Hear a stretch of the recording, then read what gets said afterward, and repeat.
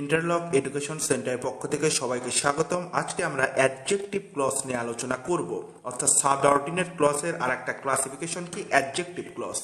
তো adjective clause কি, যেটা অ্যাডজেক্টিভের মতো কাজ করবে।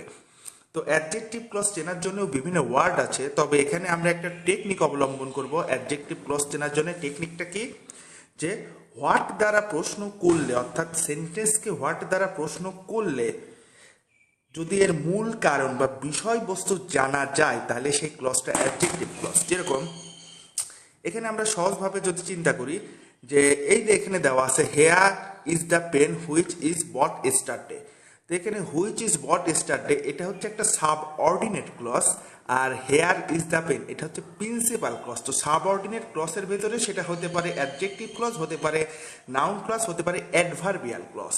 তাহলে এখন আমরা অ্যাডজেক্টিভ ক্লজ নিয়ে আলোচনা করছি, অর্থাৎ এই রেড লাইন নিয়ে আলোচনা করব।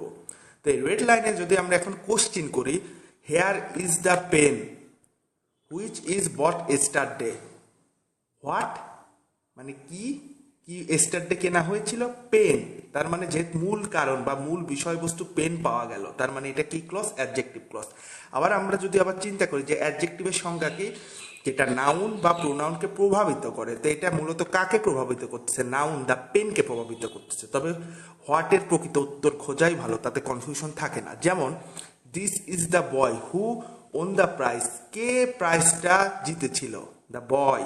তার মানে প্রশ্ন করলে মূল উত্তরটা পাওয়া যাচ্ছে।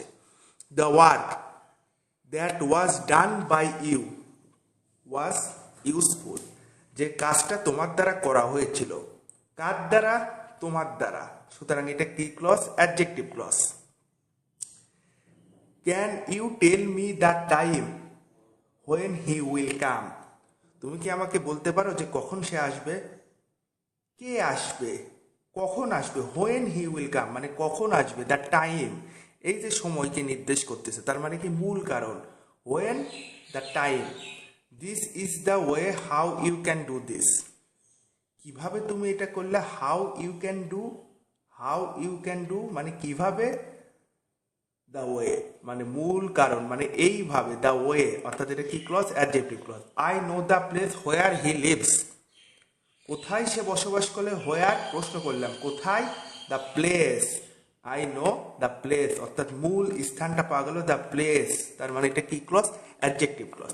অর্থাৎ কোনো সাবঅর্ডিনেট ক্লজ অ্যাডজেক্টিভ ক্লজ কিনা সেটা বোঝার জন্যে তাকে প্রশ্ন করলে যদি মূল উত্তরটা পাওয়া যায়, মূল বিষয়টা পাওয়া যায়, মূল কারণটা পাওয়া যায়, তাহলে পরে সেটা কি হবে, অ্যাডজেক্টিভ ক্লজ হবে।